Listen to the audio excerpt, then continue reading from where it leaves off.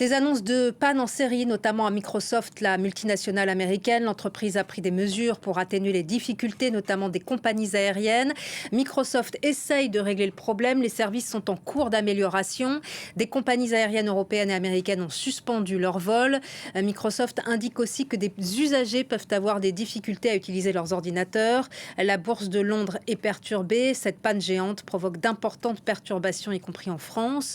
Les entreprises australiennes sont fortement impactées, notamment les chaînes de télévision et l'aéroport de Sydney. La thèse d'une cyberattaque est pour l'instant écartée selon l'Agence française de sécurité informatique. On retrouve Tariq Krim, entrepreneur, fondateur de NetVibes, spécialiste des questions d'éthique et de vie privée sur Internet. Bonjour. Tout d'abord, à quoi est due Bonjour. cette panne géante ? Alors, a priori, d'après les éléments dont on dispose aujourd'hui, c'est un fournisseur de solutions de sécurité, CrowdStrike, qui a mis en avant une mise à jour qui était corrompue. Donc, lorsqu'on installait automatiquement cette mise à jour, l'ordinateur se bloque. Et normalement, dans un processus de ce type, on teste ces mises à jour avant de les déployer à des ordinateurs plus largement. Ça n'a pas été fait. Ça a été fait en plus un vendredi. Et donc là, on a en cascade des millions de machines dans le monde qui sont bloquées et qu'il faut débloquer manuellement en faisant des procédures à la main, une machine par machine. Donc ça va être très long et très fastidieux. Berlin parle d'une mise à jour défectueuse. Mais comment ça peut arriver et est-ce que c'est lié à une défaillance humaine ? Alors ça, on verra, parce que pour l'instant, on n'a pas beaucoup d'éléments. Ce qui est certain, c'est qu'on vit aujourd'hui De toute façon, ce type d'outils sont nécessaires, puisque désormais, les ordinateurs sont régulièrement attaqués. Donc, le fournisseur CrowdStrike et c'est un peu le côté paradoxal, est un outil qui permet de protéger les machines contre les attaques, les fameuses cyberattaques, les ransomware et toutes ces technologies, toutes ces techniques pour voler ou bloquer les données. Et là, effectivement, il y a eu certainement une faille, soit technique, soit humaine. Et par contre, ce qui est intéressant, c'est que d'habitude, on doit tester avant une mise à jour, mais maintenant, on est tellement habitué à aller tellement vite que plus personne ne vérifie.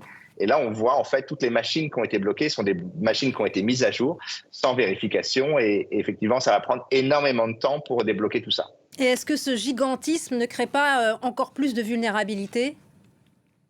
Oui, de toute façon, ce qui est certain, c'est qu'on sait que Microsoft, donc Windows, puisque là, il s'agit plutôt des ordinateurs de type Windows, est un point faible de sécurité. C'est connu depuis longtemps. Quand on a des attaques sur des hôpitaux, quand on a des fameuses cyberattaques, elles sont généralement autour de solutions autour de Microsoft Windows.